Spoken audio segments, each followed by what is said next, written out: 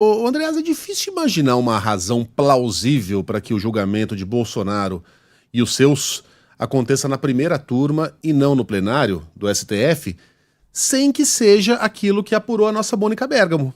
O Xandão tá fugindo como é que eu digo? Do contraditório, né? De votos que não sejam exatamente como o dele. É a sua interpretação também, Andreasa? Bom dia para você. Ops. Bom dia, pessoal. O botão errado, desculpa, Andreasa. Imagina. Bom dia, Carla. Bom dia a todo mundo. É o seguinte, essa interpretação compõe a leitura, Megali, do que acontece. Nós estamos falando, precisamos falar, de um juiz que tem uma pegada autoritária, que é o Alexandre de Moraes. Tem muita dificuldade com a divergência, tem muita dificuldade com a crítica. Vai entender isso que nós estamos fazendo aqui, que eu estou fazendo, como um ataque. Também tem a corrupção do sentido da palavra ataque. Tudo vira ataque no Brasil. A gente perde a noção de quando está diante de ataques de verdade. Todo mundo que acredita, é o meu caso, que Jair Bolsonaro e os demais denunciados, ou quase todos eles, cometeram os crimes denunciados, todo mundo deveria estar especialmente preocupado com a condução do processo, com o devido processo legal. É preciso ter aprendido alguma coisa com a experiência da Lava Jato. Aliás, vejam o que está fazendo Dias Toffoli com o que restou do edifício da Lava Jato.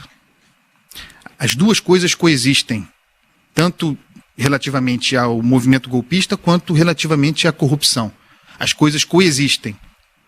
Os crimes aconteceram, eu estou certo disso, eu li a denúncia, eu acompanho esse processo, eu tenho certeza, isso é uma opinião minha, e claro, devido ao processo legal com direito à defesa, até a eventual condenação, ainda nem réus são os denunciados, eu tenho certeza, coexistência, de que os crimes apontados contra Jair Bolsonaro foram realizados. E eu também tenho certeza de que a condução de Alexandre de Moraes é danosa para o processo. No caso da Lava Jato, a que eu me referi, coexiste o crime, existe a corrupção, a pilhagem à Petrobras, a roubalheira de dinheiros públicos, dinheiro sendo devolvidos, delações sendo feitas, e não me venham com um papo de tortura, de pau de arara do século XXI, delatando pessoas assistidas pelas maiores e mais ricas bancas advocatícias do Brasil.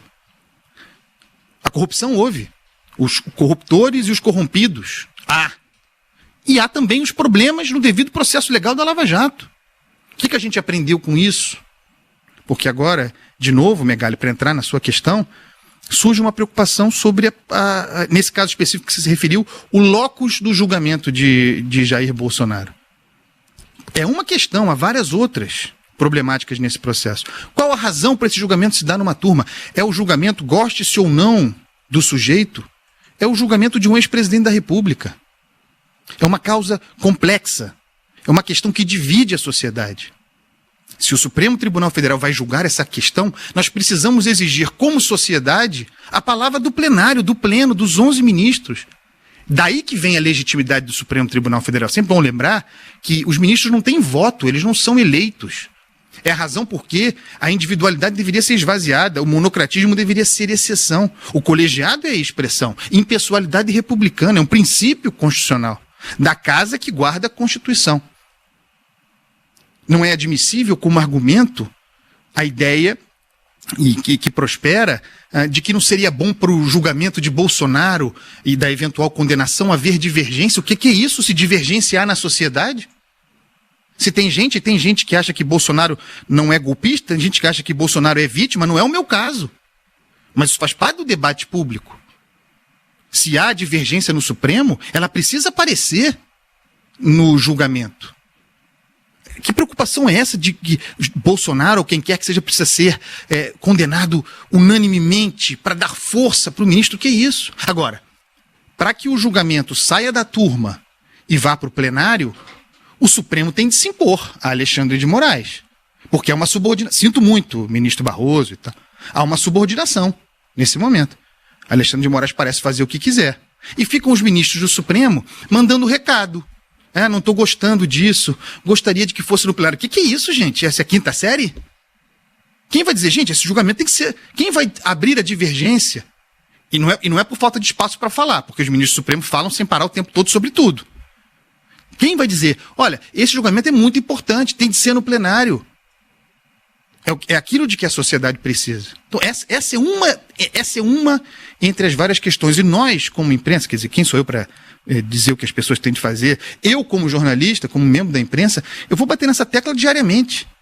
Esse julgamento, na hipótese de que haja, porque a denúncia ainda não foi recebida, mas nós sabemos que será, enfim, esse julgamento tem de ser no plenário do Supremo Tribunal Federal. O Supremo não se pode, dada a crise de legitimidade que há no Supremo, as pessoas, infelizmente, não acreditando na Corte Constitucional, o Supremo não se pode dar, eu nem gosto dessa expressão, porque é obrigação do Supremo fazer o certo, o Supremo não se poderia dar o luxo de abrir mão de expressar a sua palavra na forma colegiada máxima. Mas a tendência é de que haja uma resistência mesmo contra a divergência pelo julgamento na turma. Nosso papel, repito aqui, meu papel, que eu vou exercer, é cobrar que o julgamento, pela gravidade que há, é o mínimo que se espera, aconteça no plenário do Supremo Tribunal Federal. Bom, e plenário, tem a participação dos 11 ministros, há ouvintes que perguntam, e a primeira turma é formada por Alexandre de Moraes, Carmen Lúcia, Cristiano Zanin, Flávio Dino e Luiz Fux. Ali é barbada. São 5 votos pela condenação. Certamente haveria alguma divergência numa votação no plenário do STF.